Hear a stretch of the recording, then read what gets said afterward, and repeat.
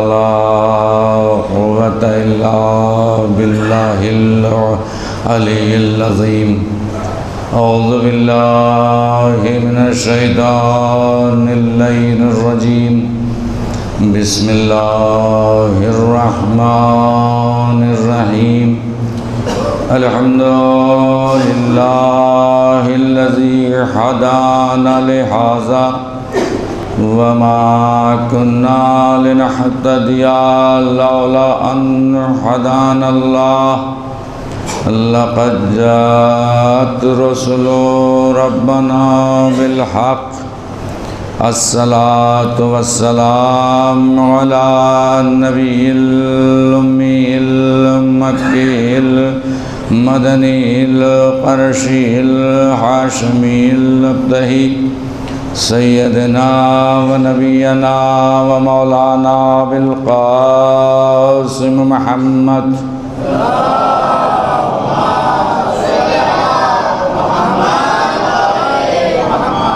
وعلى آله الطيبين الطاهرين المعصومين أما بعد فقد قال الله تبارك وتعالى في كتابه المتقن وقاله أحسن بسم الله الرحمن الرحيم قال رسول الله صلى الله عليه وآله وسلم حسین منی وانا من الحسین صلوات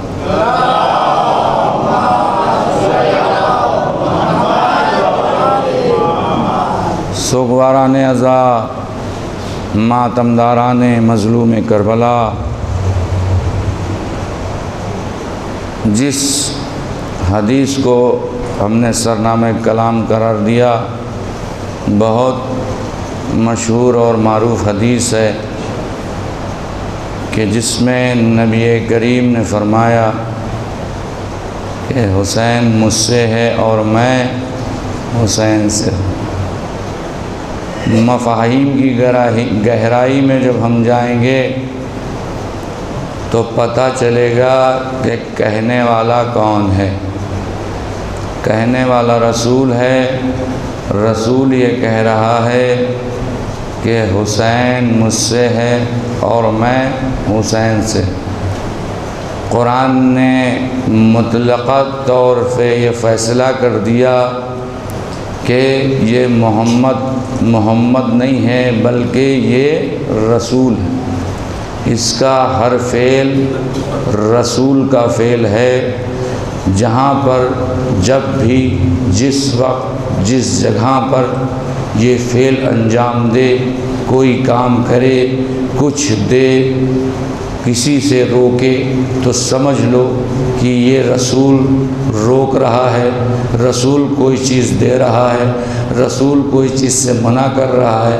رسول کسی کے بارے میں کہے کہ رسول یہ فرمائے کہ یہ مجھ جیسا ہے اور میں اس جیسا ہوں، تو آپ کو غور کرنا پڑے گا کہ جب رسول کسی شخصیت کا تعارف کرا رہا ہے اور تعارف کراتے وقت تشبیہ یہ دے رہا ہے کہ جس طرح سے میں ہوں اس طرح سے حسین ہے، جس طرح سے حسین ہے اس طرح سے میں، لیکن منصب کے اعتبار سے حسین سے افضل ہے رسول نبی ہیں، حسین امام ہیں، لیکن یہ کائنات کا آخری نبی جسے ختم النبیین احمد مجتبی محمد مصطفیٰ صلی اللہ علیہ وآلہ وسلم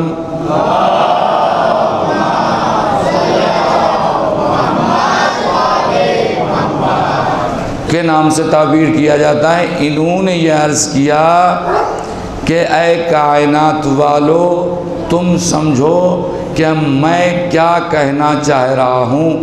میں حسین کی منزلت سمجھانا چاہتا ہوں کہ اگر تم ہمیں پہچانتے ہو، اگر تم ہمارا کلمہ پڑھتے ہو، اگر تم ہمارا کلمہ پڑھ کے مسلمان ہوتے ہو، اگر تم ہماری لائی ہوئی شریعت پر عمل کرتے ہو، اگر تم ہمارے اوپر نازل ہوئے قرآن پر عمل کرتے ہو، تو تمہارا فریضہ یہ ہے کہ جو ہم کہیں اسے من و ان مانو، بغیر شک و شبہے کے اسے قبول کرو۔ ہم نے یہ کہا کہ حسین مجھ جیسا ہے تو اس میں ذرا سا شک نہ کر رہا، ہم نے کہا کہ حسین ہم جیسا ہے اور ہم حسین جیسے ہیں تو اس میں کوئی شک و شبہے کی گنجائش نہیں ہے۔ یہ کبھی نہ سوچنا کہ حسین کی منزلت کیا ہے اور رسول کی منزلت کیا ہے۔ حسین جو ہے وہ رسول ہے، رسول جو ہے وہ حسین ہے۔ کیوں؟ کیونکہ یہ کہنے والا محمد نہیں ہے، یہ کہنے والا رسول ہے، جس کے اوپر وحی نازل ہوتی ہے، جس کے اوپر کائنات کا دار و مدار ہے، جس کے کاندھوں پر پورے شریعت کا بوجھ ہے۔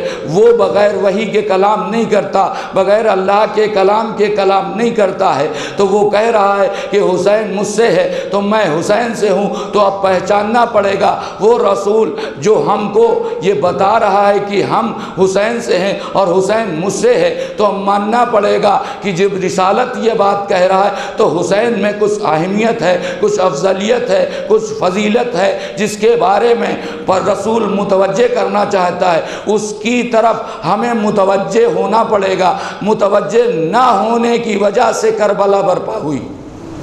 اگر انسان متوجہ ہو جاتا، انسان مان لیتا کہ جو رسول کہہ رہا ہے وہ صحیح ہے، حق ہے، تو کربلا برپا ہونے کی ضرورت نہیں تھی۔ لیکن معلوم ہوا کہ رسول کے جانے کے بعد لوگوں نے اس حدیث کو چھوڑ دیا، اس پہ عمل کرنا چھوڑ دیا، حسین کو حسین کی منزل پر رکھا، رسول کو رسول کی منزل پر رکھا۔ ہم نے جملہ غلط کہا، دنیا نے نہ رسول کو پہچانا نہ حسین کو پہچانا۔ اگر مینو ان رسول کو پہچان لیا ہوتا، رسول کی معرفت کر لی ہوتی، تو آج حسین کو ستانے والا کوئی نہیں ہوتا۔ اب حسین کو ستانا اس بات کی دلیل ہے کہ نہ نانا کو پہچانا نہ نواسے کو پہچانا، کیونکہ دونوں کا مقصد ایک ہے، ایک اسلام کو پھیلانے والا، ایک اسلام کو بچانے والا، دونوں کا مقصد ایک ہے۔ اسلام پھیلانے والے کا مقصد بھی یہی ہے کہ ساری کائنات میں اسلام پھیل جائے، اور بچانے والا کا مقصد یہ بھی یہی ہے کہ ساری کائنات میں اسلام بچا رہے۔ اب دیکھیے نبی کریم نے یہاں حدیث کر دی، اور نبی کریم مسجد نبوی میں خطبہ دے رہے ہیں۔ ایک مرتبہ دیکھا ایک چھوٹا سا بچہ مسجد میں داخل ہوا، دامن ابا پیر میں الجھی۔ جیسے ہی رسول نے دیکھا کہ دامن ابا اس بچے کے پیر میں الجھی، رسول نے خطبے کو ترک کیا، منبر سے اتر کے گئے، اس بچے کو اٹھا کے لائے، بچے کو اٹھا کے لا کے زانوں پہ بٹھایا، زانوں پہ بٹھا کے کہا ھذا حسین فارفوہ، یہ حسین ہے، اسے پہچانو۔ عزیزان گرامی، تقریباً 10 دن ہو رہا ہے ہم کو آپ کے درمیان خطاب کرتے ہوئے، تقریباً 10 دن۔ اب آپ ہمارے نام کو بھی جان چکے، ہمارے گفتگو کو بھی جان چکے، ہمارے علمی معیار کو بھی جان چکے کہ اسے کچھ نہیں آتا، یہ سب کچھ سمجھ چکے۔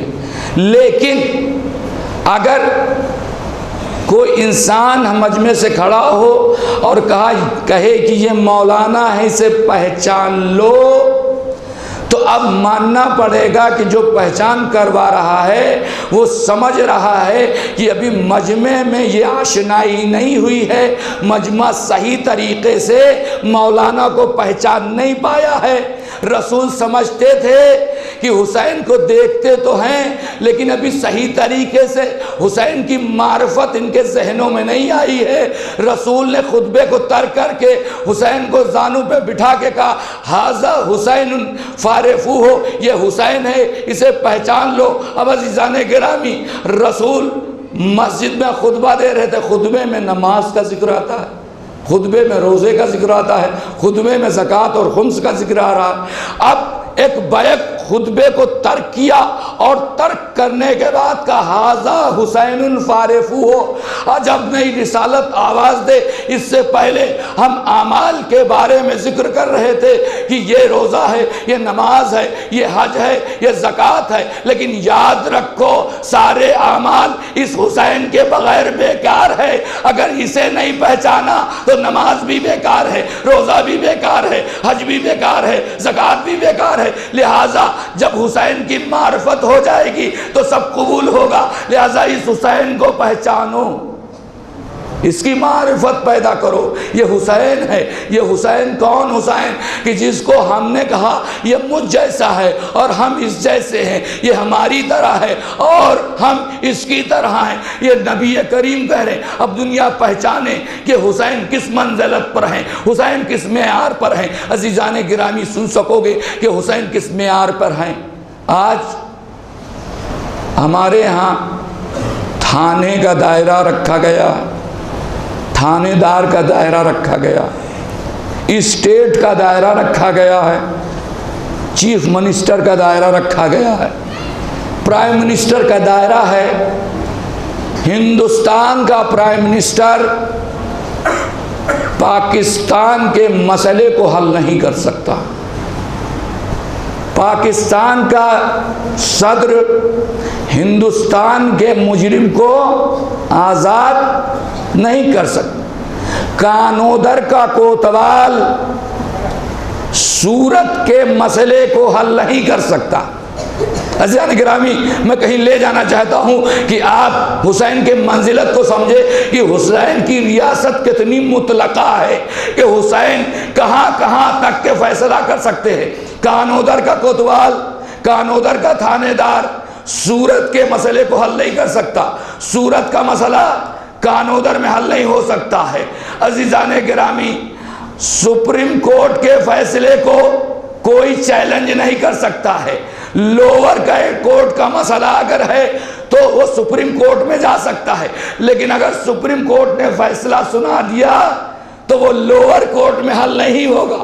اب آؤ دیکھو ایک ایسا فیصلہ ہو رہا ہے کہ جو عرش کا مجرم ہے اس کا فیصلہ فرش پہ ہو رہا ہے۔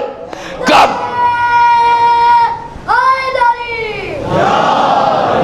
آپ سمجھے کہ لوور کورٹ کا مسئلہ ہائی کورٹ میں لے جایا جا سکتا ہے، سپریم کورٹ میں لے جایا جا سکتا ہے، لیکن سپریم کورٹ نے فیصلہ سنا دیا تو اس مسئلے کو آپ کو لا کے لوور کورٹ میں نہیں لڑنا ہے، کیونکہ یہ عدالت کی توہین ہوگی، کیونکہ سپریم کورٹ کے جج نے ایک فیصلہ کر دیا ہے، ایک فیصلہ ہو گیا کہ تیرے اوپر عذاب ہوتا رہے گا۔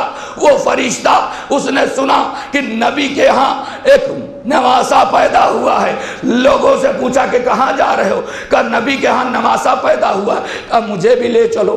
اب وہ آیا، اب حسین کا پہلا قدم زمین پر ہے، زمین پر پہلا قدم رکھتے ہی عرش کے مسئلے کو حل کیا، عرش کے مجرم کو آزاد کیا۔ یعنی گویا کہ جملہ بدل کے کہوں کہ آتے ہی پہلے ایک عرش کے مجرم کا فیصلہ کیا اور جب اس کائنات سے جانے لگے تو ایک فرش کے مجرم کو آزاد کر کے چلے گئے۔ عرش کا مجرم تھا فسرس۔ کیا سن رہے ہیں عزیزان گرامی؟ تاریخ ہم نہیں بیان کر رہے ہیں، تاریخ آپ کے پیش نظر ہے، ماشاءاللہ آپ ہم سے بہتر جانتے ہیں۔ ایک صلوات پڑھیں پر محمد والے محمد۔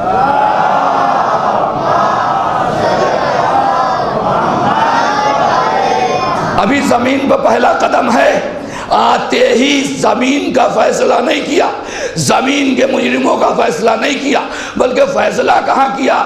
عرش کے مجرم کا فیصلہ کیا، اور فیصلہ اس انداز میں ہے کہ بس صرف اور صرف گہوارے سے مس کیا، فیصلہ ہو گیا۔ اور عزیزان گرامی تاریخ نے لکھا کہ جب فیصلہ ہو گیا توانائی آ گئی، بالوں پر عطا ہو گیا تو وہ اکڑ کے چلنے لگا۔ اکڑ کے ابھی آیا تھا، گردن کو جھکائے ہوئے تھا، ندامت سے آیا ہوا تھا، بالوں پر تھے نہیں، طاقت تھی نہیں، جھک کے آیا تھا۔ جیسے حسین نے شفا عطا کی، جرم سے آزاد کیا، جیسے ہی آزاد ہوا ایک مرتبہ توانا ہو کے اکڑ کے چلنے لگا۔ لوگوں نے کہا اے فطرس تو اس دربار سے اکڑ کے چل رہا ہے؟ کہا اکڑ کے اس وجہ سے نہیں چل رہا ہوں، بلکہ منزلت دکھانا چاہتا ہوں کہ حسین کے دربار سے جو چیز مل جاتی ہے وہ واپس نہیں لی جاتی ہے۔ حسین نے ہمیں آزاد کر دیا ہے، لہٰذا اب آزادی ہم سے واپس نہیں لی جائے گی۔ اسی لیے کائنات میں فطرس کو عتیق الحسین کہا گیا کہ یہ حسین کا آزاد کردہ ہے۔ جسے حسین آزاد کر دے، جسے حسین مجرم سے آزاد کر دے، اسے کائنات میں کوئی پھر مجرم نہیں بنا سکتا۔ ایک فرش کا مسئلہ تھا۔ کون سا فرش کا مسئلہ؟ کہا ایک مجرم ظالمین کے درمیان تھا۔ حسین نے کہا نہیں، اس کے نسب کو ہم نے دیکھا، اس کے شجرے کو ہم نے دیکھا، اس کے عقیدے کو ہم نے دیکھا ہے، لہذا اب عقیدہ دیکھ لیا ہے تو اس کو مجرم نہ رہنے دیں گے، اس کا فیصلہ جانے سے پہلے ہی کریں گے۔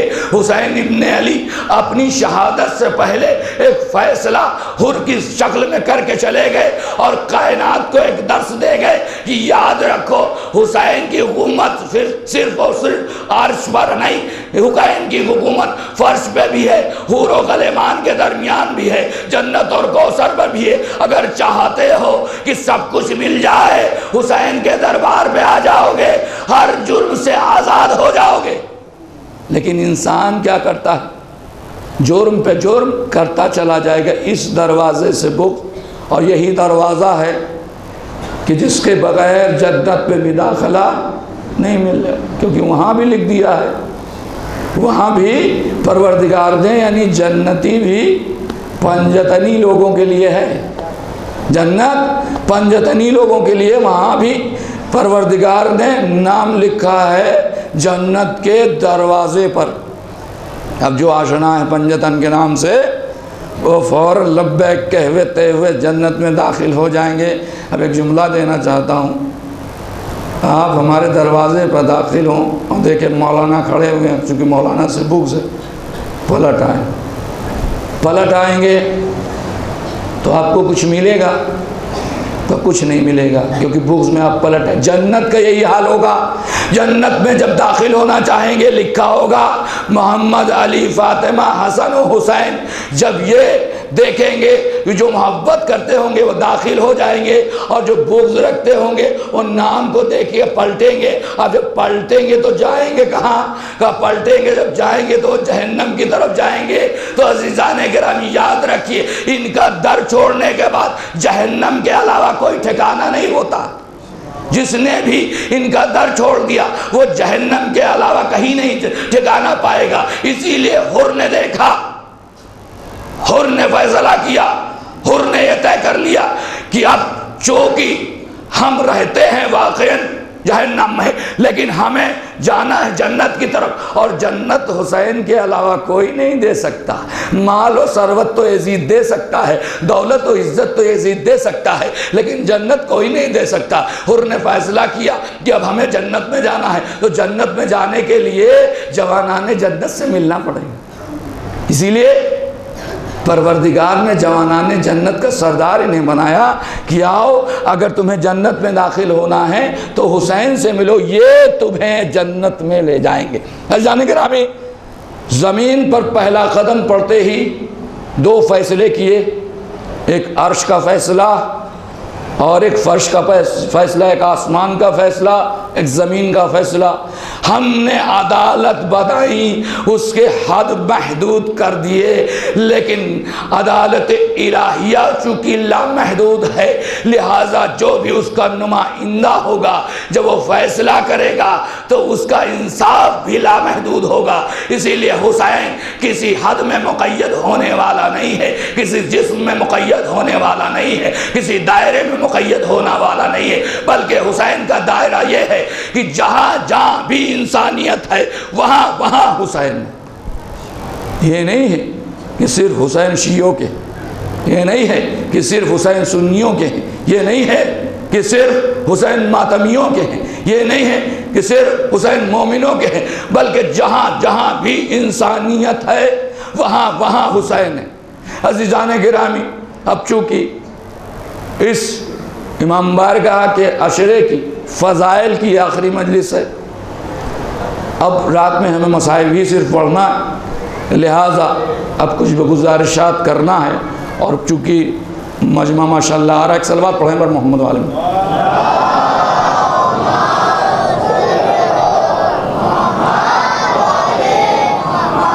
اور ہمیں آپ سے گفتگو کرنا ہے، 10 دن مسلسل کلام کیا، بہت سے کلام میں آپ کو اعتراضات ہیں، اور ان اعتراضات کو دور کرنے کے لیے ہم نے یہ ممبر کو معین کیا کہ اگر ہم گھر سے کہیں گے کہ آئیے ہم سوال کا جواب دیتے ہیں، تو انسان کہے گا کہ یہ صحیح نہیں ہے، کیونکہ ایک تک بات پہنچے گی دوسرے تک نہیں پہنچے گی۔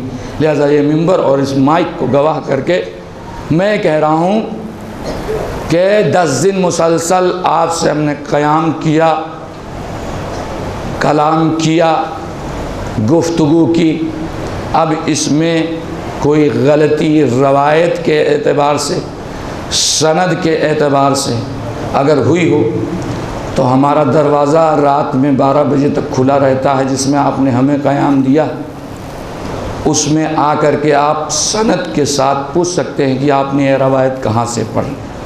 دوسری بات یہ ہے، ہم اپنے کو عالم تو نہیں کہیں گے، کسی طالب علم کی بات کو غلط کہنے سے پہلے آپ کے پاس ثبوت ہونا چاہیے، وہ بھی ثبوت دلیل کے ساتھ ہونا چاہیے، کتاب میں تحریر ہونا چاہیے، ذاکر کی لفاظی نہیں ہونا چاہیے۔ لفاظی کوئی تاریخ نہیں بنا کرتی ہے۔ آپ نے ایک قدیم سے روایت سنی ہے، کوئی آیا اس نے نئی روایت پڑھ دی، تو قبل اس کے کہ اس سے پوچھے ڈائریکٹ آپ نے کہہ دیا کہ یہ غلط پڑھ دیا۔ ارے پوچھو جا کر کے، 15 سال، 15 بلکہ غلط کہہ دیا 25 سال اس انسان نے سوکھی دال روٹی کھا کر کے صرف اور صرف علم حاصل کیا ہے، علم کی غذا تناول کی ہے، تو اس کو رد کرنے سے پہلے، اس کو غلط کرنے سے پہلے سوچئے اور پوچھئے کہ آپ نے یہ کہاں سے پڑھا۔ اگر پڑھا ہے تو بتائیے، اگر وہ دلیل نہ دے پائے تب آپ اس کو غلط کہیے کہ یہ غلط کیا۔ اور دوست وہی ہوتا ہے جو دوست کی کمیوں کو ابھار کے پس پردہ دوست کی تنبیہ کرے، نہ کہ چوراہے پر بیٹھ کے، نہ کہ سراہے پر بیٹھ کے کہے کہ یہ دوست غلطی کر رہا ہے، یہ دوست غلط کر رہا ہے، اس دوست نے یہ غلطی کی۔ مومن وہ ہوتا ہے کہ جس کی زبان بھی اور دل بھی ایک ہو، جس کا آگا اور پیچھا ایک ہو، جو سامنے کہے وہی پیٹھ پیچھے کہے، اور علی کا ماننے والا جو سامنے کہتا ہے وہی پیٹھ پیچھے کہتا۔ آپ کو اگر کوئی اعتراض ہے کسی بیان سے، کیونکہ آپ کے پاس ریکارڈنگ موجود ہے، ریکارڈنگ کھول کے سنیے، اور کسی بیان میں کوئی اعتراض ہو تو فوراً آ کر کے پوچھ سکتے ہیں۔ اور ہم چونکہ اپنا دعویٰ نہیں کرتے کہ ہم عالم ہیں، ہم تو ایک چھوٹے سے طالب علم ہیں، یہ دعویٰ کرتے ہیں کہ ہم طالب علم ہیں، لہٰذا اب اس طالب علم سے جو کوئی گستاخی ہوئی ہوگی، اگر اس نے کوئی غلطی کی ہوگی تو معذرت خواہ ہوگا۔ اور کبھی کبھی ایسا ہوتا ہے کہ کچھ چیزیں ہمیں نہیں معلوم ہوتی، آپ بتا دیں گے تو ہماری اصلاح ہو جائے گی، کبھی غلطی ہم جا کے نہیں کریں گے۔ دوستی کا مطلب یہ ہوتا ہے کہ آپ کے قریے میں آئے، کوئی لرزش ہو گئی، لفظاً کوئی غلطی ہو گئی تو اسے ہماری تنبیہ کر دیں کہ تاکہ اور مجلسوں میں یہ غلطی نہ ہونے پائے۔ ایک آدمی نماز ظہر پڑھا کہ میں نکلا، غالباً 5 محرم تھا، آن محمد کی مصائب پڑھے تھے، ان کو اعتراض تھا، انہوں نے اپنے اعتراض کو ظاہر کیا کہ مولانا یہ کیسے آپ نے پڑھا۔ ہم نے ان کو کہا کہ یہ اس طرح سے ہے۔ اب چونکہ آپ کے سمجھنے کی بات ہے، ہم کہیں عام اور آپ اس کو سمجھیں املی، تو ہم اس کا جواب نہیں دے سکتے. ہم اپنے کہنے کے ذمہ دار ہیں کہ جو ہم نے کہا ہے اس کو ہم دلیل کے ساتھ پیش کریں گے. اب ہم یہ دکھا سکتے ہیں کہ ہم نے کہا کہ جناب زینب نے عبداللہ سے کہا کہ اے والی و وارث، اگر تم نے اجازت نہیں دی تو یاد رکھو ادھر حسین کا قافلہ کربلا کی طرف جائے گا، ادھر ہماری روح تمہارے گھر سے پرواز ہو جائے گی. کیوں؟ انہوں نے محبت برادر میں یہ جملہ استعمال کیا تھا. اور شک کاہے ہو رہا ہے بھائی؟ عقد ہی شرط کے ساتھ ہوا تھا. جناب زینب کا عقد ہی شرط کے ساتھ ہوا تھا جناب عبداللہ کے ساتھ کہ جب حسین سفر کرے گا تو آپ اجازت دیں گے. اب یہ زینب سفر میں جائے گی جب شرط ہی عقد کے ساتھ ہوا تھا، تو آپ کو شک کاہے ہو رہا؟ وہ کہہ رہے ہیں کہ نہیں، یہ تو زینب ماشاءاللہ معاذ اللہ منہا جناب عبداللہ کو دھمکی دے رہی تھی، جیسے آج کل کی لڑکیاں اگر کوئی کام نہ ہو تو دھمکی دیتی ہیں، آج میں اپنے گلے میں پھندیا ڈال لوں گی. زینب کو اپنے جیسا سمجھا ہے. یہی مجلسوں کا فیض ہے، یہی مجلس سنتے ہیں آپ غور سے. اسی لیے میں کہا کرتا ہوں مجلس کو سننا ضروری ہے. بڑے سے بڑا ذاکر لے آئیے، ہم تو چھوٹے سے طالب علم ہیں، بڑے سے بڑا ذاکر لے آئیے، علامت الدہر لے آئیے، اور اگر اس کے بعد عمل نہیں کیا تو اس کی تقریر بیکار ہے، اس کا قول بیکار ہے، اس کا چیخنا چلانا بیکار ہے. آیت اللہ سستانی کو لا کے بتا دیجئے، اللہ ان کو سلامت رکھے اور وہ ہدایت کرے. اور ان کی بات نہ مانا تو ان کی بھی تقریر بیکار ہے. بس ضروری ہے کہ علم کے بعد عمل، اور علم ہے ہمارے پاس لیکن ہم عمل نہیں کرتے، اور عمل بہت ضروری ہے. عزیزانی گرامی یہ فکرہ دے کر کے انشاءاللہ پرسوں تک ہم 11 محرم تک آپ کے مہمان ہیں. کسی کو بھی کوئی شک و شبہ ہو کسی بھی جملے پر، وہ آ کر کے ہم سے پوچھ سکتا ہے، ہم سے سوال کر سکتا ہے، اس کا حق ہے، کیونکہ ہم ایک طالب علم ہیں، دین کے جانکاری کو رکھتے ہیں، لہذا اس کا حق بنتا ہے کہ وہ ہمارے پاس آئے اور یہ پوچھے کہ مولانا آپ نے یہ کہاں سے پوچھا. ایک بچے کو کل شک تھا جناب قاسم کے بارے میں، 2 بچے آئے ہم سے سوال کیا، ہم نے پوچھا، بتایا انہیں، وہ خوش ہو کے گئے کہ مولانا بہت صحیح جواب آپ نے دیا. معلوم ہمیں خوشی ہوئی کہ لوگوں نے آ کر کے ہم سے پوچھا، شک کو دور کیا. قبل اس کے یہ شک ناسور میں تبدیل ہو جائے، اس سے پہلے اس ناسور کا آپریشن کر دینا چاہیے تاکہ یہ پھوڑا بننے نہ پائے، یہ تکلیف دینے نہ پائے، یہ دوسروں تک پہنچنے نہ پائے. عزیزان گرامی، ہمارے یہاں بغض و نفاق کا مرض اسی لیے پھیل رہا ہے کہ ہم نے سنا اسے دل میں رکھنا شروع کر دیا. علی والا دل میں نہیں رکھتا، حسین والا دل میں نہیں رکھتا، حسین والا پیٹھ پیچھے بات نہیں کرتا، علی والا پیٹھ پیچھے بات نہیں کرتا، بلکہ آنکھوں میں آنکھیں ڈال کے بات کرتا ہے. اگر حق کی بات ہوا کرتی ہے تو آنکھوں میں آنکھیں ڈال کے بات کرتا ہے. کیا آپ نے یہ کہا تو کیسے کہا؟ اب ہم تو یہ کہہ رہے ہیں کہ ہم نے جو کہا اس کو دلیل پیش کریں گے، لیکن آنے والا یہ احتیاط رکھے اگر اس نے بات کو رد کیا ہے تو وہ بھی دلیل لے کے آئے. اور دلیل ہم کیسٹ کو نہیں مانتے، دلیل ہم سی ڈی کو نہیں مانتے، ہم ذاکر کی تقریر کو نہیں مانتے، ہم ان لوگوں کو کی تقریر کو سند نہیں مانتے جو ہمارے عقیدے کو دھو رہے ہیں. کون؟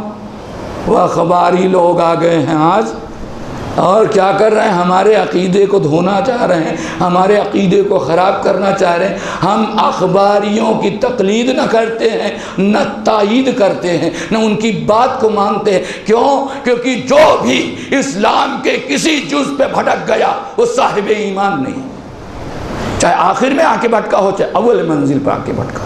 لہذا جو بھی بھٹک گیا اور بھٹکانے کی کوشش کرے، نہ اس کی ہم تقلید کرتے ہیں نہ تائید کرتے ہیں. اسی لیے کہا گیا اگر مرجع ظلم کرنے لگے تو اس کی تقلید کو توڑ سکتے ہو.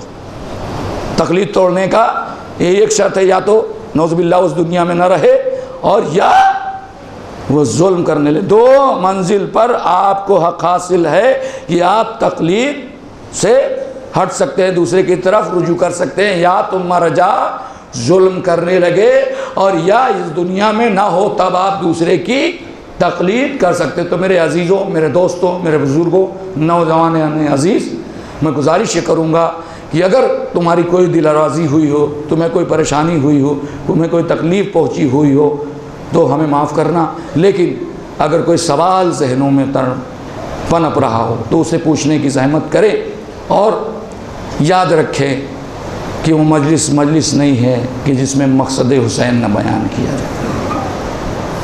ہم نے سمجھ لیا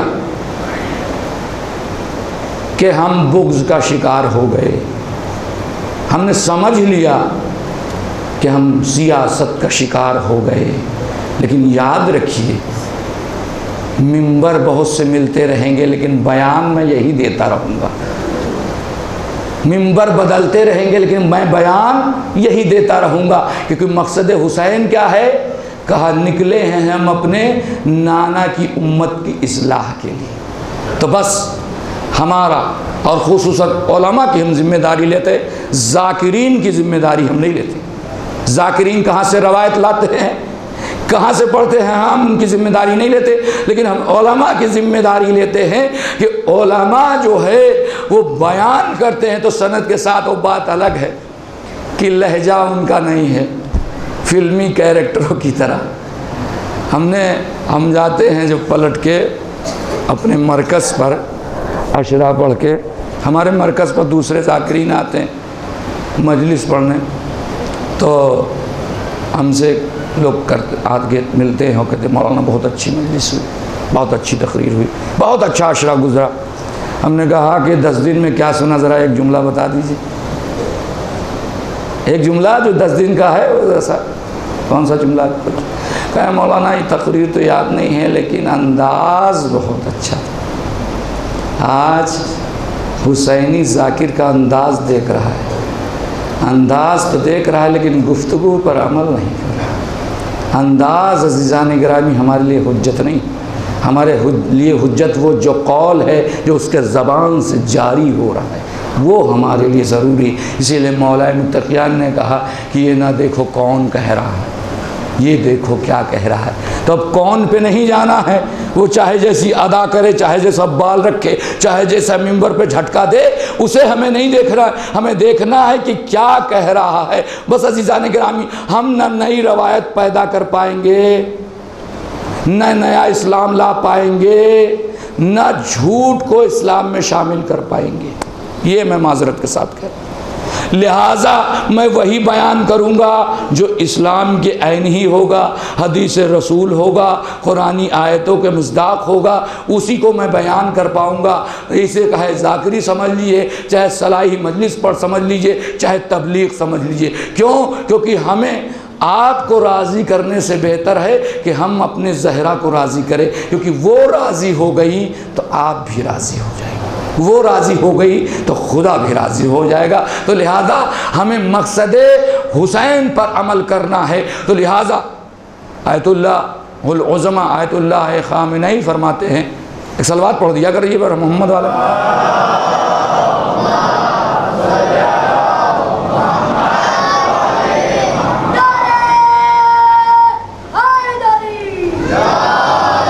وہ مجلس نہیں ہے کہ جس میں مقصد حسین نہ بیان کیا جائے۔ مقصد حسین آپ سمجھ گئے کیا؟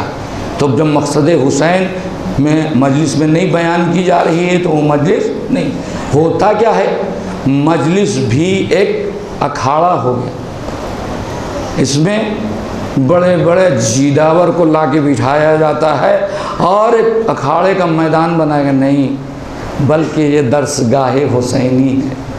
یہاں ادب سے بیٹھو، ادب سے بولو، جو بھی بیٹھے چاہے ذاکر ہو اور چاہے سامعین، ادب سے بیٹھو، کیونکہ یہاں وہ ہستیاں آتی ہیں کہ جنہیں ادب کی نگاہوں سے پروردگار دیکھتا ہے، تو ان کا احترام کرتے ہوئے ادب سے بیٹھو۔ یہ اکھاڑے کا کوئی میدان نہیں ہے، یہ کوئی جنگ و دجال و مباہلہ نہیں ہے کہ یہاں گفتگو کی جائے گی اس طرح سے، بلکہ یہاں گفتگو وہ کی جائے گی جو رسول کرتا تھا۔ رسول وہی کرتا ہے جو اس کے اوپر وحی ہوتی ہے، یعنی گویا کہ جو بھی ذاکر بولے وہ رسول کے قول کے اعتبار سے بولے، قرآن کے آیتوں کے اعتبار سے بولے، کیونکہ یہی گفتگو ہمارے لیے نمونِ عمل بنے گی۔ ہوتا کیا ہے؟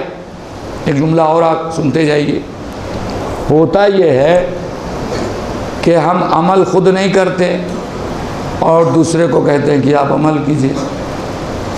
تو تبلیغ بدون عمل، کہتے ہیں تبلیغ بدون عمل بیکار، اس کو کوئی ماننے والا نہیں. عمل کے بعد تبلیغ کی جائے گی تب وہ قبول کی جائے گی. ایک ماں ایک بچے کو رسول کے پاس لے کے آئی،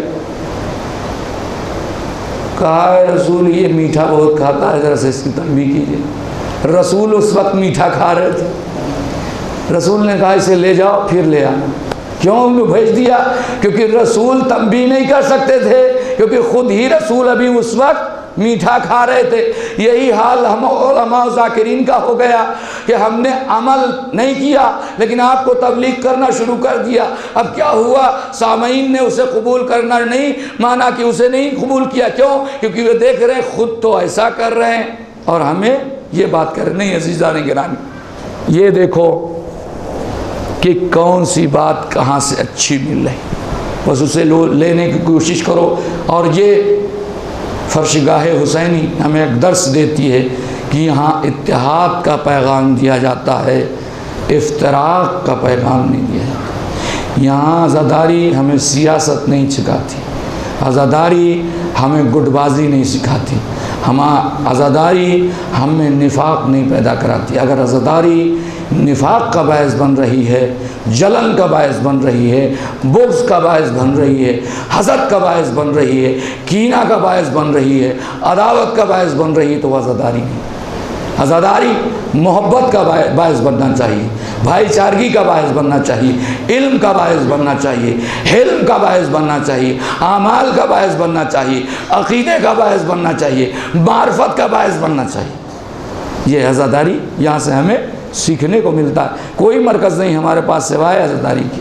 یہی مرکز ہے جہاں سے ہم کچھ لے کے اٹھتے ہیں. بس ہوتا کیا ہے کہ بہت سی باتیں ہم نے اپنے ذہنوں میں سن رکھی ہے، اب اس سنی باتوں کے برخلاف ذرا سا کہیں کوئی نئی بات سنتے ہیں تو فوراً ذہن میں خیال پیدا آتا ہے کہ اس نے یہ بات کیسے کی. نہیں عزیزو، کیسے کی؟ آپ اسے پوچھنے کی زحمت کریں کہ آپ نے اس کو کیسے پڑھا، تبھی یہ شکوہ دور ہوگا، تبھی یہ مغالطہ ذہنوں سے نکلے گا. تو میں گزارش کروں گا ان حضرات سے کہ جن کو ذہنوں میں ہماری تقریریں نہیں سمائی اور سمجھ میں نہیں آئی، وہ آ کر کے ہم سے سوال کو کریں، اور کسی بات پر کوئی اعتراض ہو سند کے اعتبار سے تو وہ ہم سے طلب کر سکتے ہیں. لیکن پہلے اپنی اصلاح کریں کہ ہم نے جو اس بات پر تکیہ کیا ہے گویا کہ وہ سند کے ساتھ ہے کہ نہیں. سنا علم علم نہیں مانا جاتا، پڑھا ہوا علم علم ہوتا ہے، لکھا ہوا علم علم ہوتا ہے. لہذا سنے ہوئے پر بھروسہ نہیں کیا جاتا. بس عزیزان کرام، آج 9 محرم حسین کی معرفت کے بارے میں ہم گفتگو کر رہے تھے کہ حسین کیا ہے. رسول نے فرمایا کہ حسین مجھ سے ہے اور میں حسین سے. عزیزان گرامی، حسین کا پہلا روزہ ہے اس کائنات میں. جب کوئی بچہ پہلا روزہ رکھتا ہے تو اسے سماج میں روزے کشائی کے نام سے تعبیر کیا جاتا ہے کہ آج ہمارے بچے کی روزے کشائی. اور جب بچے کی روزے کشائی ہوتی ہے تو بچہ دل میں خوش ہوتا ہے کہ آج ہم اپنے والدین سے اپنی ڈیمانڈ کو پورا کرائیں گے، اپنی خواہشیں پوری کریں گے، جو بھی مانگے گا والدین اسے لا کے دیتے. حسین کا پہلا روزہ ہے زمین میں. 5 سال کی عمر ہے، حسین نے پہلا روزہ رکھا. اب ادھر خاتون جنت نے دیکھا کہ سورج پوری تپش زمین پر بکھیر رہا ہے، حسین کا چہرہ سرخ ہو رہا ہے. کہ بیٹا حسین تم روزے کو تمام کر دو، تمہارا روزہ ہو گیا. کہا نہیں اماں، ہم روزے کو غروب پر ہی تمام کریں گے. کیوں؟ کیونکہ ہمیں آپ سے انعام لینا ہے. خاتون جنت نے دیکھا حسین مجھ سے نہیں مانتا، بابا کو بلائے گا. بابا حسین کا چہرہ دیکھ کر کے ہمیں برداشت نہیں ہو پا رہا. چہرہ سرخ ہوتا جا رہا ہے، ہونٹ پپڑا گئے ہیں، زبان سوکھ چکی ہے، حسین سے کہو کہ روزہ تمام کر۔ ایک مرتبہ آفتاب رسالت نے کہا کہ اے حسین، میں گارنٹی لیتا ہوں تمہارا روزہ تمام ہو گیا، تم روزے کو افطار کر دو۔ حسین نے کہا نا نا نہیں، روزے کو غروب پر ہی تمام کریں گے، آپ سے انعام چاہیے۔ ایک مرتبہ سیدہ نے علی کو بلایا، کہا علی، حسین ضد پہ اڑا ہوا ہے۔ اب اس کی بھی سند دے رہا ہوں۔ یہ واقعہ انوار نعمانیہ میں نعمت اللہ جزائری نقل کیا ہے، سرچ کیجئے گا انٹرنیٹ پر، ایک کتاب نکلے گی اور انوار نعمانیہ، اس کے مصنف ہیں آیت اللہ جزائری، انہوں نے اس واقعے کو نقل کیا ہے، سند کے ساتھ میں یہاں دے رہا ہوں۔ حسین نہیں مانتا، جناب سیدہ نے علی کو بلایا، ابوالحسن تم حسین کو سمجھاؤ کہ وہ روزہ تمام کر لے، حسین کی تپش کو دیکھ نہیں پا رہے ہیں، ہم حسین کے چہرے کو دیکھ نہیں پا رہے ہیں۔ تو ایک مرتبہ ابوالحسن علی ابن ابی طالب آئے، کہا بیٹا حسین، میں آفتاب امامت ہوں، میں تمہاری سند دیتا ہوں کہ تم نے روزے کو تمام کیا، تم روزے کو افطار کر دو۔ کہ بابا ہم روزے کو روزے کے وقت پر افطار کریں گے، چونکہ ہمیں آپ سے انعام چاہیے۔ جب رسول نے دیکھا، آفتاب رسالت نے دیکھا کہ حسین ضد پر اڑا ہوا ہے، ایک مرتبہ آفتاب رسالت نے آفتاب کو حکم دیا کہ غروب ہو جا۔ آفتاب غروب ہوا۔ اب آفتاب جب غروب ہوا تو جناب سیدہ افطار کا سامان لے کے آئی کہ حسین افطار کر۔ کمادر گرامی پہلے انعام پھر افطار۔ سیدہ نے دیکھا کہ حسین کیا چاہیے؟ کمادر گرامی جو بھی چیز آپ کے قبضے قدرت میں ہو اسے آپ مجھے عطا کر دیجیے۔ بڑے آرام سے سنیے اس واقعے کو، کہ یہ واقعہ آپ کو کربلا کی طرف لے جائے گا۔ جو بھی چیز آپ کے قبضے قدرت میں ہو اسے آپ عطا کر دیجیے۔ ایک مرتبہ سیدہ نے پوری کائنات پر نگاہ ڈالی، رحمت للعالمین کی اکلوتی بیٹی ہے، پوری کائنات پر نگاہ ڈالی اور کہا حسین، پورے کائنات کا پانی میرے مہر میں ہے، آج سے پورے کائنات کے پانی پر تیرا قبضہ۔ جا حسین، میں نے پورے کائنات کے پانی کو تجھے دیا۔ جناب سیدہ نے جب انعام دے دیا تو ایک مرتبہ علی سے مخاطب ہوئے، بابا آپ سے بھی انعام چاہیے۔ کہا بیٹا حسین کیا انعام چاہیے؟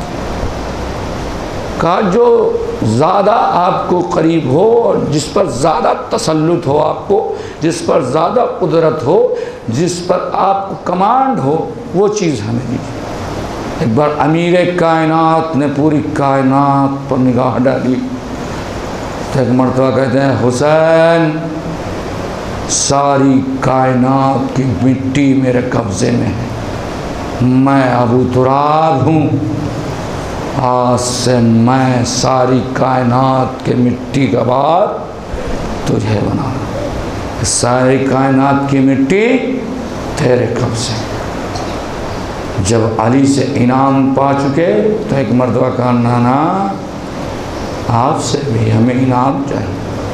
کہا حسین تو میرا نواسا ہے، میری بیٹی زہرا کا بیٹا ہے، علی کا بیٹا ہے، اور کیا انعام چاہیے؟ کہا نہیں نانا مجھے انعام چاہیے، اور انعام اپنے حیثیت کے اعتبار سے دیجیے گا، انعام اپنے منزلت کے اعتبار سے دیجیے گا، انعام اپنے منصب کے اعتبار سے دیجیے گا۔ ایک مرد آفتاب رسالت رحمت اللہ عالمین نے کہا حسین جنت میرے قبضے میں ہے، میں نے تجھے جوانان جنت کا سردار بنایا۔ بس عزیزو آپ متوجہ ہو گئے کہ حسین کے قبضے میں کیا کیا ہے؟ کائنات کی پوری مٹی حسین کے قبضے میں، کائنات کا پورا پانی حسین کے قبضے میں، جنت حسین کے قبضے میں، جس کے قبضے میں پورے کائنات کا پانی ہو وہ حسین اپنے ششماہے کے لیے کوزہ آب طلب کر رہا۔ آج 9 محرم علی اصغر سے منسوب ہے، وہ حسین کہ جس کے قبضہ قدرت میں پوری کائنات کا پانی ہے، وہ حسین ایک کوزہ آب طلب کر رہا ہے اپنے بچے سے، اور کہتا ہے فوج اشقیا اس بچے کا کیا قصور ہے؟ علی اصغر کو عزیزان گرامی حسین اسی لیے لائے تھے کہ یہی ہے وہ میرا بچہ جو شہنشاہ کربلا بنے گا، جو تمام قربانیوں پر غالب آ جائے گا۔ یہی بچہ ہے کہ 28 رجب سن 60 ہجری کو جب سغرا کے گود میں گیا تو سغرا کے آغوش کو چھوڑنے کو تیار نہیں۔ ایک مرتبہ حسین ابن علی نے نہ جانے کیا کان میں کہا، تاریخ میں یہ جملہ نہیں لکھا کہ حسین نے اصغر کے کان میں کیا کہا کہ بچہ ہمک کے باپ کے آغوش میں آ گیا۔ عجب نہیں کہ حسین نے کہا ہو اے اصغر اگر تم کربلا نہ گئے تو قربانی کو عظیم میں کون تبدیل کرے گا؟ فوج اشقیا میں تلا تم پر برپا کرے گا۔ جزاکم اللہ خیر الجزا۔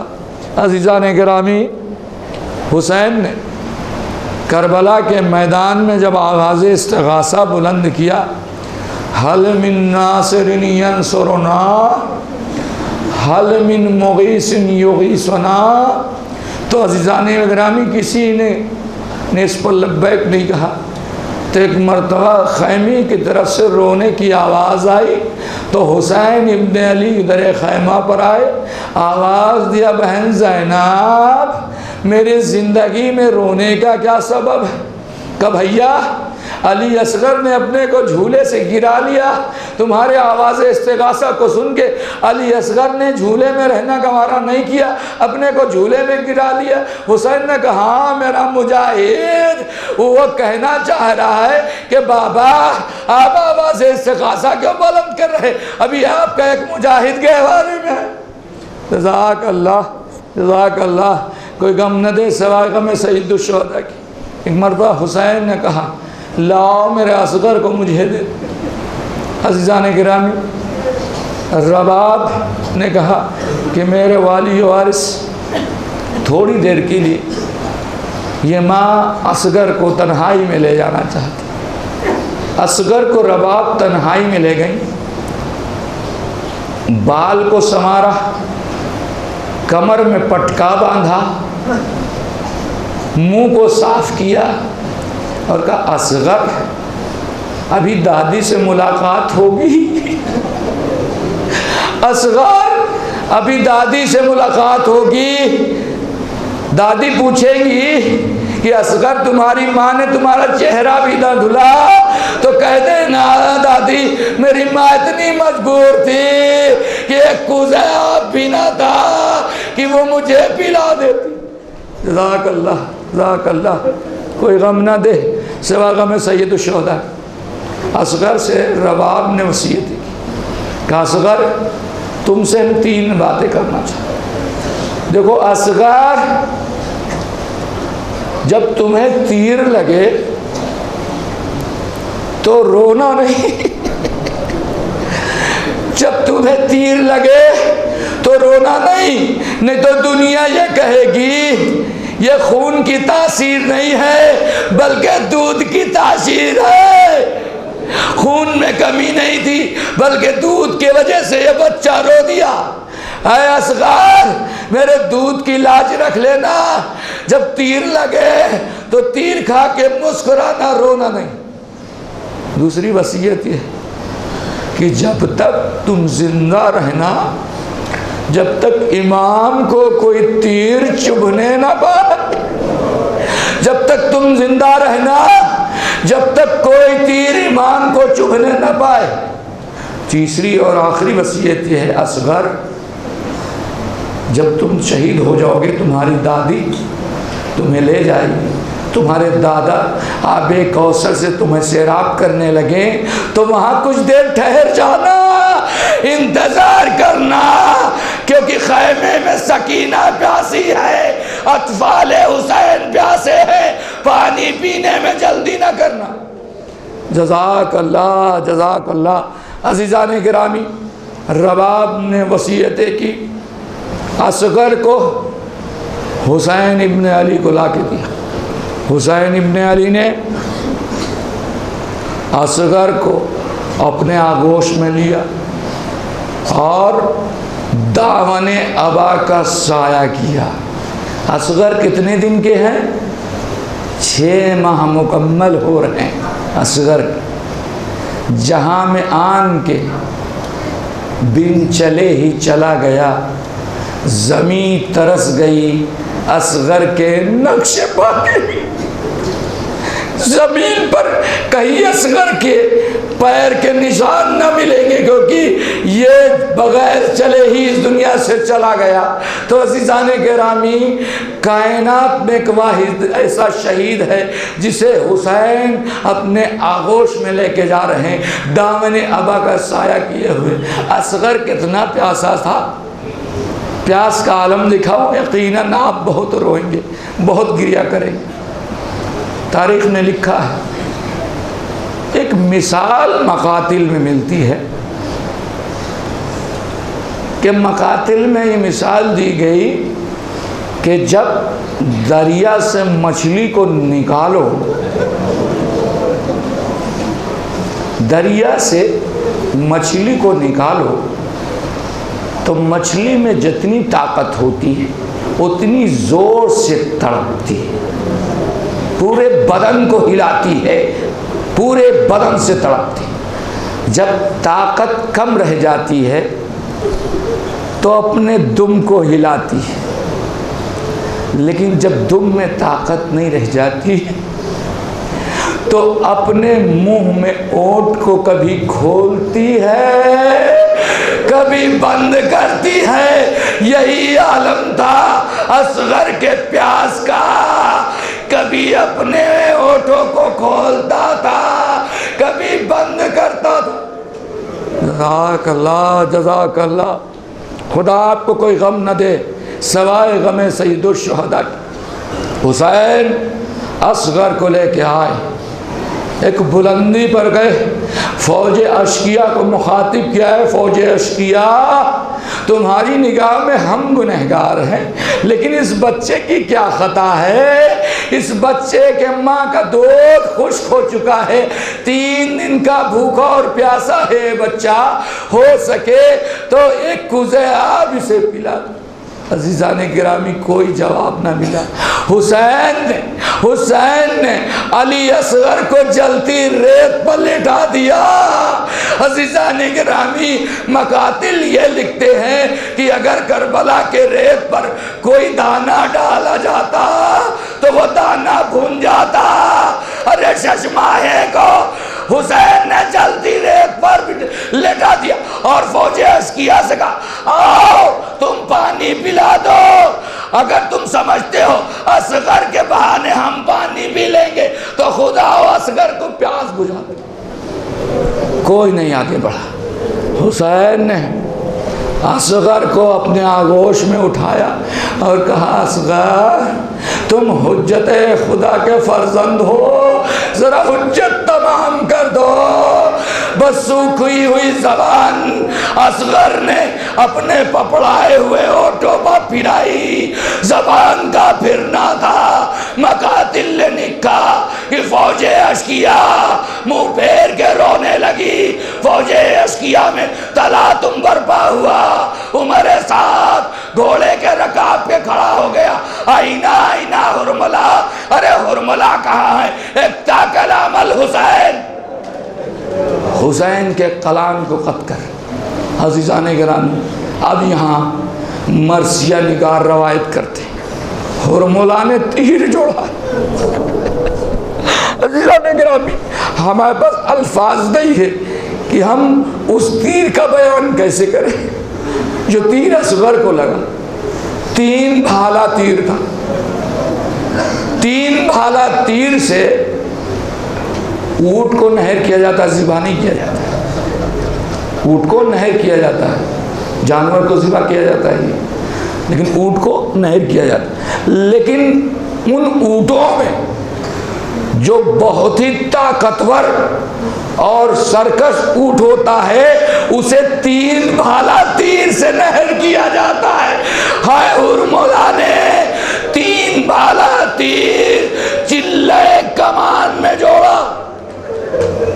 اب یہاں مرثیہ نگار کہتے ہیں کہ ہرملا نے پہلا تیر جوڑا، ہاتھ میں لرزہ پیدا ہوا، تیر گر گیا. دوسرا تیر جوڑا، جسم میں لرزہ پیدا ہوا، تیر گر گیا. ایک مرتبہ ہمارے ساتھ ہرملا کے پاس آیا، کہا ہرملا ہم تو سمجھتے تھے کہ کربلا میں تجھ سے بڑا کوئی تیر انداز نہیں، اور تو ایک بچے پر تیر دلانے سے ڈر رہا ہے. کہا تم نے جو میں دیکھ رہا ہوں تو نہیں دیکھ پا رہا. کہا کیا دیکھ رہا ہے؟ کہا جب میں تیر کو جوڑتا ہوں علی اصغر کے گلے کا نشانہ لینا چاہتا ہوں، کبھی رسول اپنا گلا رکھ دیتے ہیں، کبھی علی اپنا گلا رکھ دیتے ہیں. اب تیسرا تیر جب میں نے چلانا چاہا، ایک برقع پوش معظمہ اپنا گلا رکھ کے کہہ رہی ہے ہرملا ارے یہ ششما 3 دن کا بھوکا پیاسا.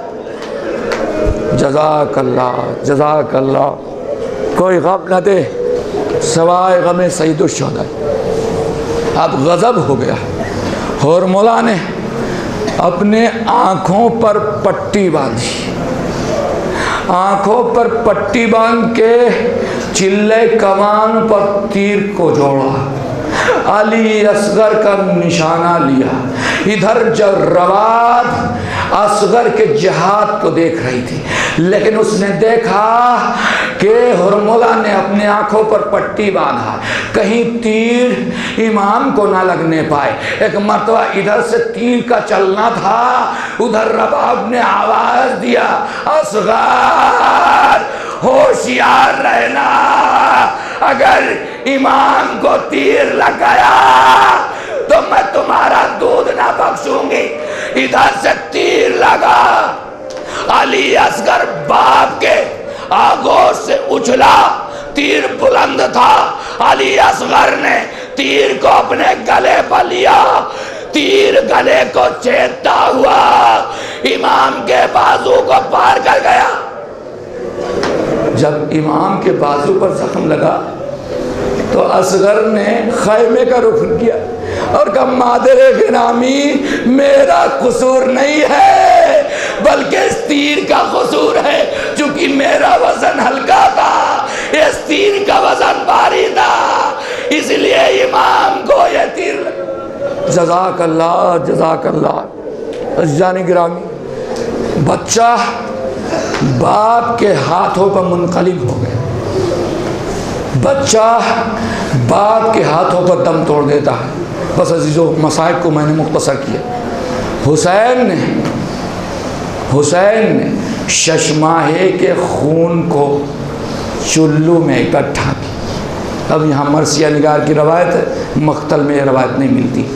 حسین نے اصغر کے خون کو اپنے چلو میں لیا، چاہا کہ آسمان کی طرف پھینکے. آسمان سے آواز آئی حسین خون ناحق کا ایک قطرہ بھی ہماری طرف آ گیا تو قیامت تک بارش نہ ہوگی. حسین نے زمین کی طرف پھینکنا چاہا، زمین سے آواز آئی کہ حسین اگر ایک قطرہ زمین پر آ گیا تو قیامت تک آب و دانہ نہ رکے گا. حسین نے یہ خون ناحق اپنے چہرے پر ملا اور کہا اے نانا، اسی حالت میں میدان محشر میں ملاقات ہوگی. انکار آسماں کو ہے راضی زمین ہی، اصغر تمہارے خون کا ٹھکانہ کہیں نہیں۔ حسین نے اصغر کے لاشے کو لی، جتنا پش و پیش اصغر کے لاشے کو خیمے میں لے جانے میں ہوا حسین کو، اتنا پش و پیش، اتنا سوچنا اکبر کے لاشے پر بھی نہیں، کیونکہ آپ کل عاشور کو اعمال کریں گے، اعمال میں ایک جز ہے، 7 مرتبہ آپ کہتے ہیں اِنَّا لِلَّهِ وَإِنَّا إِلَيْهِ رَاجِعُونَ رضاً بِقَضَائِهِ وَتَسْلِيمًا لِأَمْرِهِ۔ یہ تاثیر کون سی ہے؟ جب حسین ششماہے کا لاشا لے جا رہے تھے خیام میں، تو خیام کے دروازے پہ پہنچنا چاہتے تھے، کہتے تھے اِنَّا لِلَّهِ وَإِنَّا إِلَيْهِ رَاجِعُونَ، طاقت جواب دیتی تھی، پھر پلٹ آتے تھے، 7 مرتبہ آگے بڑھے، 7 مرتبہ پیچھے ہٹے، ایک مرتبہ یا علی مدد کہہ کے علی اصغر کو لے کے حسین خیمے میں داخل ہوئے۔ دروازے پر سکینہ کھڑی ہوئی تھی، دامن آبا کو پکڑ کے کہتی ہے بابا آپ اصغر کو پانی پلانا ہے۔ سکینہ پیاسی رہ گئی، بس ایک مرتبہ حسین نے دامن آبا ہٹائی، اب سکینہ نے دیکھا میرا بھیا خون میں تر ہے، اور رباب نے ایک مرتبہ دیکھا، کہا اے بچے تیرے سن کے بچے بھی کیا نہر کیے جاتے ہیں۔ حسین نے علی اصغر کے لاشے کو پشت خیمہ پر دفن کرنا شروع کیا۔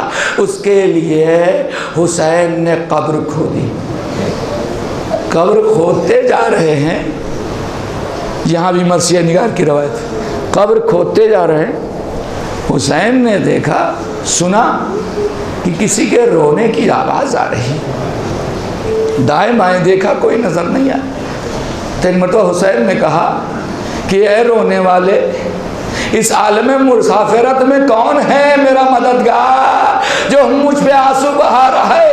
تو ایک مرتبہ ذوالفقار گویا ہوئی اور کہا اے حسین، ارے ہمیں تو معلوم تھا کہ ہم مرحوم معطر کے سر کو کاٹنے کے لیے آئے، ہمیں یہ نہیں معلوم تھا کہ ششماہے کی قبر بھی کھودنی پڑے گی۔ ذوالفقار سے حسین نے قبر اصغر کھودا، اصغر کو سپرد لحد کیا، ننھی سی قبر کھود کے اصغر کو گاڑ کے شبیر اٹھ کھڑے ہوئے، داون کو جھاڑ کے میدان کربلا میں ایک آواز آئی، واہ اصغرا واہ حسینہ۔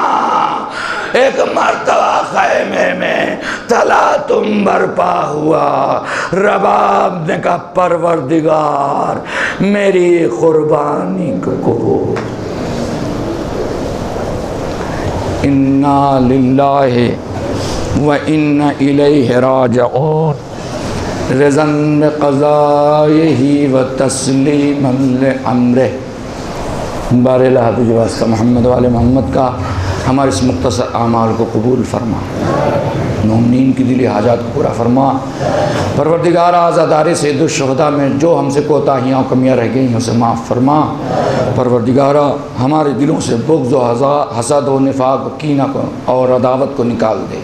پروردگار تجھے واسطہ محمد و آل محمد کا ہمیں صحیح معنوں میں معرفت اہل بیت اور معرفت حسین پیدا کرنے کی توفیق عنایت فرما۔ پروردگار تجھے واسطہ محمد و آل محمد کا ہمارے گناہان کبیرہ و صغیرہ کو معاف فرما۔ پروردگار ہمیں علم و عمل کی توفیق عنایت فرما۔ پروردگار ہمارے نوجوانوں کو شر شیطانی سے محفوظ فرما۔ پروردگار ہمارے بچوں کی حفاظت فرما۔ پروردگار تجھے واسطہ محمد و آل محمد کا مرجع اور علماء کا سایہ ہمارے سر پر باقی رکھ۔ پروردگار تجھے واسطہ محمد و آل محمد کا دشمنان اسلام کو نیست و نابود کر دے۔ پروردگارا تجھے واسطہ محمد و آل محمد کا آخری حجت کے ظہور میں تعجیل فرما اور ہمیں ان کے اعوان و انصار میں شمار فرما۔ ربنا تقبل منا انک انت السمیع العلیم۔ ماتم حسین۔